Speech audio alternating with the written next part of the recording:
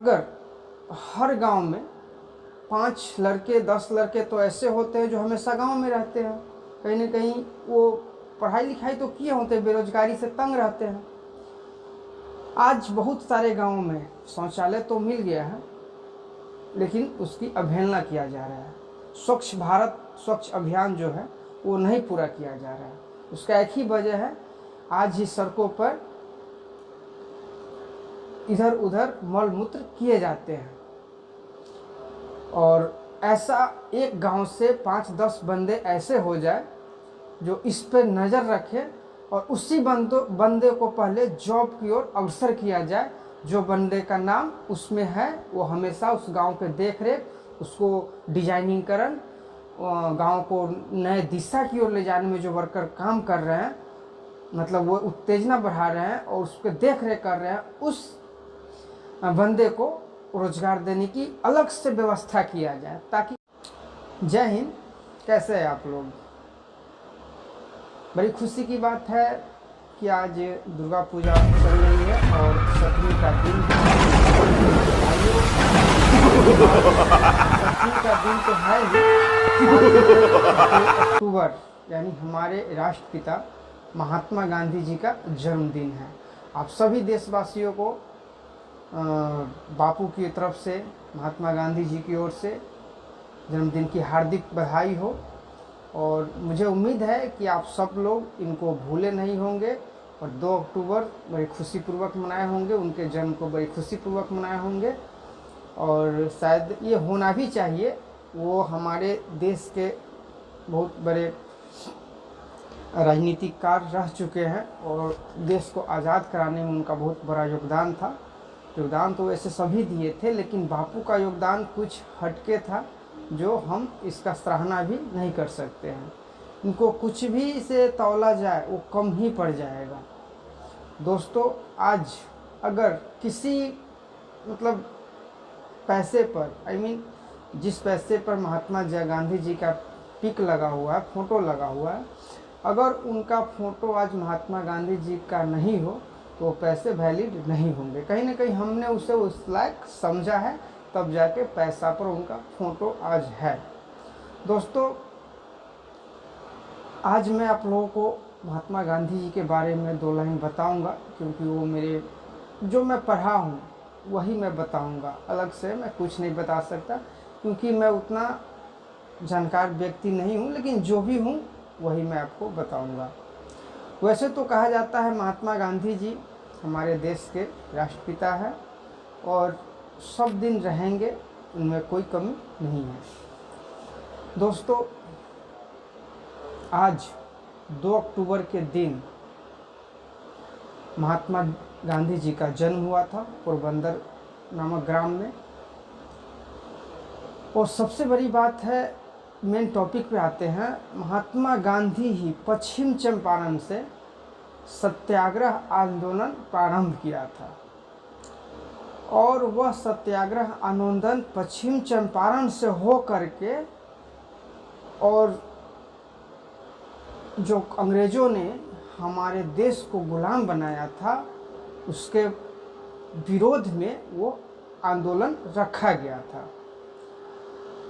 और वह पता नहीं क्यों वो बिहार को ही चुने, वो भी पश्चिम चंपारण में जा कर के, और लोगों को बताया, देश के प्रति रुझान दिलाया और पश्चिम चंपारण से वो सत्याग्रह आंदोलन प्रारंभ किया। अंतोगत्वा सत्याग्रह आंदोलन इतना बड़ा विकराल रूप ले लिया कि वो देश का सबसे बड़ा आंदोलन माने जाते हैं। और वही आंदोलन अंग्रेज़ों को यहाँ से जाने में अहम भूमिका निभाया। इसीलिए मनीष भैया बता रहे थे, हम लोग अपने जो बिहार में पैदा हुए हैं, जो अच्छे लोग जो बिहार में हैं, उनको हम लोग आगे नहीं बढ़ाते हैं। महात्मा गांधी दूर के थे, गुजरात के थे, वो फिर भी बिहार में आए और उनको बिहार में इतना सम्मान दिए कि वो उनको राष्ट्रपिता बना दिए। अच्छी बात है, देश के थे, देश का 10% तो निछावर करेंगे अपने देश के प्रति। अच्छी बात है कि उनको राष्ट्रपिता बना दिए, लेकिन जब अपने राज्य की बात आती है, बिहार की बात आती है, तो हम लोग क्यों नहीं आगे आते हैं? हम लोग क्यों नहीं अपने अच्छे अच्छे व्यक्ति, महापुरुष है, अच्छे अच्छे जो कार्य करते हैं हमारे बिहार में, उनको मैं आगे क्यों नहीं बढ़ा पाता हूँ? कहीं ना कहीं हम लोगों में कमी है कि उन लोगों को हम चुन नहीं पाते हैं, और जो आगे बढ़ रहे हैं, जो अच्छे काम कर रहे हैं, उनको सपोर्ट नहीं कर पाते हैं। आज सभी लोगों को जगना है, और ख़ासकर मैं इसी मुद्दे पर बात करने के लिए आया हूँ से बिहारियों को बिहारियों का दर्जा अच्छे तरह से क्यों नहीं दिया जाता है? क्यों अपमान के साथ उनका नाम लिया जाता है? क्यों चोरों के साथ उसका नाम लिया जाता है? और राज्य के बाहर, बिहार के बाहर कहीं भी कुछ होता है, उनको बिहारियों का नाम क्यों आता है? आज मैं बता दूं, अगर बिहारी किसी भी राज्य में वर्क करने नहीं जाए तो उस राज्य का आर्थिक व्यवस्था हो सकती है, वहाँ की स्थिति चरमरा सकती है। मजदूरों का इतना कमी पड़ जाएगा कि वहाँ की जमीन पर खेती नहीं उगाई जाएगी। ये स्थिति है बिहार में। अगर वर्कर बाहर कमाने नहीं जाए तो फिर भी बिहारी को उच्च दृष्टि से देखा जाता है। आखिर इसका जिम्मेवार कौन है? कहीं ना कहीं हम आप सब लोग मिलकर ये काम को कर रहे हैं, और सब लोग का ही गलती है जो आज बिहारी को बिहारी का दर्जा सही ढंग से, सही रूप से नहीं दिया जाता है। मेरे बिहारी वासियों, मैं जानता हूँ जितना मेहनती बिहार के वर्कर हैं, उतना मेहनती कहीं का भी नहीं है। और बिहार के बिना, बिहार तो छोड़िए, इंडिया को भी चलाना मुश्किल पड़ सकता है, ये मैं जानता हूँ। और ये सच्चाई भी यही है। किस क्षेत्र में, किस काम में बिहारी का मौजूदगी कहाँ नहीं है, थोड़ा बताइए ज़रा। एक बार माइंड में सोचिए, बिहार में के वर्कर है जो कहाँ कहाँ है, चाहे वो देश के बाहर हो, चाहे देश के अंदर हो, चाहे बड़े बड़े कंपनी में हो, सब जगह बिहारियों का है। इसीलिए भाइयों, महात्मा गांधी जी का जन्मदिन तो मैं मना ही रहा हूँ, साथ ही साथ मैं आपको याद दिलाना चाह रहा हूँ से हम लोग अपने आसपास में जो भी लोग अच्छे काम करते हैं उनको आगे बढ़ाए, उनको आगे तक ले जाए, क्योंकि जब तक हम आप नहीं बदलेंगे बिहार कभी नहीं बदल सकता है। बिहार में ऐसा हो ही नहीं सकता है जो बिना हम आपके बदले बिहार ऑटोमेटिक बदल जाएगा। कहीं ना कहीं हम लोगों को तो आगे आना ही होगा। मोदी जी बेरोजगार की बात कर रहे हैं, आपको मैं बता दूं, अगर हर गांव में 5 लड़के 10 लड़के तो ऐसे होते हैं जो हमेशा गांव में रहते हैं, कहीं ना कहीं वो पढ़ाई लिखाई तो किए होते हैं, बेरोजगारी से तंग रहते हैं। आज बहुत सारे गांवों में शौचालय तो मिल गया है, लेकिन उसकी अवहेलना किया जा रहा है। स्वच्छ भारत, स्वच्छ अभियान जो है वो नहीं पूरा किया जा रहा है। उसका एक ही वजह है, आज ही सड़कों पर इधर उधर मल मूत्र किए जाते हैं। और ऐसा एक गांव से 5-10 बंदे ऐसे हो जाए जो इस पर नज़र रखे, और उसी बंदे को पहले जॉब की ओर अग्रसर किया जाए।